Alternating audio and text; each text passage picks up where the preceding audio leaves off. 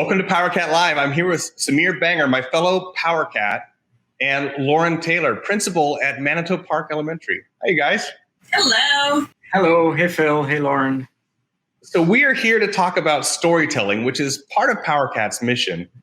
I'll start with you, Samir. How long have you been working in PowerCat, and what's your background in Microsoft? Yeah, hey, Phil. Really excited to be here. I've been watching the PowerCat Live episodes, and now this is my chance. So I'm happy to be here. This is what fame feels like, Samir. Yeah, I know. You're making me famous. Thank you. I've been on the PowerCat team from 2016, when it was the Power Apps customer success team. So a small team of 3 or 4 people, and it's been fun to see it grow since then. It's my second stint back at Microsoft, so I won't go into the long story, but the short version is I started as a young computer science undergraduate back in 1997 and had several roles on product teams, from engineering to program management and Windows and emerging markets and Bing. And then I left and I came back, and I didn't know this is what I was going to be doing, but here I am. And we're glad. We're glad that this is where you are. Yeah. Now, Lauren, of the 3 of us, you're the one that doesn't have a PowerCat t-shirt and doesn't work for Microsoft, and are also the only one that our CEO has mentioned by name. So tell us how all that happened. It started with a tweet that I had no idea really what I was even doing. I was recommended by a colleague to tweet out some of the work that I've been doing, just to share with other educators. And it has kind of taken off from there and turned into this powerful storytelling experience that honestly I've learned from and used in my work as well. So, oh, that's interesting. And so that tweet takes us back then, Samir. Like, how did you first learn about what Lauren was doing with Power Apps? So I have a bit of a story to share, Phil, with you. It's the one time, they say procrastinating is sometimes not a good thing. It's probably the one time where procrastinating has led to pretty wonderful things. So the story behind it was January 30th, 2019. It was a Wednesday late evening, and I was supposed to be working on a story that we were supposed to go out the next day. So we were on a cadence where every Thursday we'd send an internal story within the company to leadership and a number of people to highlight what people are doing with Power Apps and the Power Platform. And I was behind as usual, and I was on my couch procrastinating on my phone, going through my Twitter feed. That's how we all procrastinate. That's one of the ways I procrastinate, at least. And I see this tweet pop up, and it's from Lauren Taylor with an app, a screenshot of an app of being used by teachers to do reading assessments in the school. And it was amazing. And I got a message from someone else around the same time saying, I believe it was Pratap on our team, hey, have you seen this? And I ended up messaging Lauren. And funny enough, 20 minutes later, I was on the phone at 9 p.m. with Lauren, and we were talking about her application and what she's doing. And I learned all about her as a principal at her school, building solutions. And then I don't know if Lauren wants to share more, but it sort of grew from there, and she's, I think, world famous now. Well, Lauren, let me ask. So when you put that tweet out into the world, did you expect Microsoft to respond in 20 minutes? No. I had a Twitter account many years ago, and I never used it. And I was encouraged by another educator who is a Microsoft Innovative educator, over on the EDU side. You should, tweet it out, share it with other educators. There's a whole community on Twitter. And I thought, oh, that's a great idea. And maybe, I'll follow some other people based on that. And so I send this tweet, and I go to put my kids in the tub and dinner and all these other things, and come back, and my phone's blowing up. And I'm like, is this how Twitter works? The Twitter world? Is this what happens? It's usually not good when that happens. Yeah, right? So, yeah, it was definitely, I feel like, a once-in-a-lifetime experience that happened the way that it needed to at the time that it needed to, for sure. And Phil, just for the record, I'm not busy private messaging a whole bunch of people on Twitter, stalking tweets, just for the record. The evidence we have in our hands now proves otherwise for me. Well, every now and then you get something just catches your attention that seems quite interesting.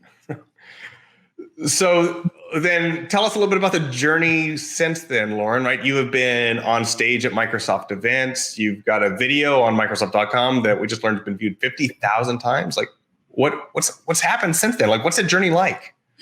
It's been a really interesting journey because I think for myself, I never look at myself as an expert in any field, right? You know, I'm a learner first, still, even as a principal and helping other people, I'm a learner first. And so to realize that I did something where I thought, well, this is probably not the right way. This just solves this problem right now.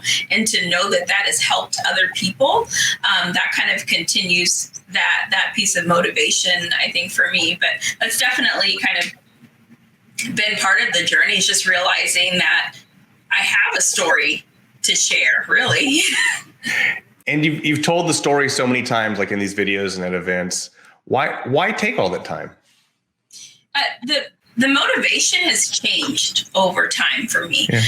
Initially, to be honest, it was something that I needed for myself. You know, the assistant principal role is always, you know, I say this even to my assistant principal right now, you know, you're supporting another leader, and you're supporting the greater good of the community, whether or not that's, you know, the direction that you want to go. You have faith in the leader in front of you and you're supporting that leader. So that doesn't always mean, though, that you feel like you're accomplishing things on your own. You're helping to support someone else. So for me at the time, that's what it was I was doing something that I was able to accomplish, you know, and do on my own. And then over time, the motivation changed to this piece of storytelling and realizing that other people were learning from this. Other people were being inspired by this. And when you have a story to share that others want to hear, then you share the story. And now as a principal, my motivation has changed just because I love my community so much. I love my school so much. And seeing the kids have pride in their school and their community, their principal, now that's what kind of continues that, is that they're able to see, I can go on YouTube and I can find my school, and Microsoft is talking about my school, just helping to build up that pride in the community. So it just changes over time. That's fascinating. Now, Samir, you're in a team full of systems architects, and you know, what is it like being the storyteller inside this team? You know, at one level, Phil, I know you say storyteller. I think from my perspective, I think we're all storytellers in some ways. So I almost want to, I'm not sure that's the right question, to be honest. You know, so I'm going to push it back at you a little bit, is that I think there's an element which I certainly enjoy doing, and I found kind of, you know, developed a certain, I guess, skill and passion around it through the process, honestly. Even today, I wouldn't think of myself as a storyteller per se, but I think of the idea of curating stories, listening to stories, you know, finding kind of these nuggets as you go along, which we all do all the time. And then I just happen to be lucky enough to be in a role where I get to do that. So I go around to our technical solution architects saying, hey, Phil, you got any good? I've been the victim before. Yeah. What do we do with them? And I feel like I'm the middleman. And then at some level, if I think of what the CAT team does, right, we're in the engineering organization. We kind of sit in between the product teams and our customers, you know, and with the Power Platform, it's been fascinating because there's a wide range of customers, you know, different perspectives and backgrounds coming to the platform. And we're kind of, I feel like we're somewhat in the middle of that. Yeah. And the way we make sense of it and go like, hey, what can you do with it? What is so-and-so doing with it? I think that the stories around it tend to tie those threads together. And then I'm helping in some sense just be, you know, connect the dots, so to speak, which I really enjoy doing. So I think it's more about building relationships, which is so much of what the CAT team does. And storytelling is sort of a form that we build the relationship in the process of hearing and sharing stories. So that's my kind of how these pieces fit together in my mind. And when you're out there looking for those stories, like what are the elements you look for in one of these stories that you think is the right story to tell? It has to be a tweet. I'm just kidding. I'm busy. Besides trolling social media on a Sunday night, what do you look for, Samir? Yeah, so I at some level I wish I'm biased towards education. I grew up in actually on a college campus, but so if there are kids and teachers and educators involved, that'll always, of course, catch my attention at one level. But of course, what we do is much broader, and the many other businesses and industries. I think I think of it in two ways. One is, I said it earlier, I think any story, to what we want to bring out, part of it is there's a human element, there's a business element, like a value, and a technology element, because we're, end of the day, we are a technology company. So that's on one dimension what I'm kind of looking for. The other is, I think, and I almost want to channel someone like Steve Clayton here, who's our chief storyteller for Microsoft. And I think if people haven't already heard a version of what he talks about as the 5 Ps of storytelling, I would highly recommend that. And Steve does a great kind of LinkedIn post every Friday where he shares more of this. But he talks there about, and I'm going to just leave it as a suspense thing. I won't say what the 5 Ps are, but one of them is person, right? If you think of who's the people behind it. So it's all of it. It's including who's the person, what's the story, what have they done, what's their journey been like, and eventually what's the so-called, I hesitate to use words like value and impact just because they're so overused and cliche, but what's the meaningful kind of outcome that has come out of all of that? And I love what Lauren said earlier, is that changes, right? What it might start with changes. So, perhaps even as much as we say we've shared Lauren's story, maybe we have to keep coming back and doing another one every year. Yeah, that's a good point. Well, and Lauren, then for you, like if someone's watching this and they're thinking about telling their story, even on their own, or if maybe they get in Samir's crosshairs, right? And Samir chases them down for a story, what's your advice to them? I would say that my advice is, well, first, that everyone has a story, I don't think that's necessarily advice. That's just truth. Everyone has a story, and there's value in that story, right? So that just needs to be recognized as a human being, period. And then sharing that story, that it's personal, right?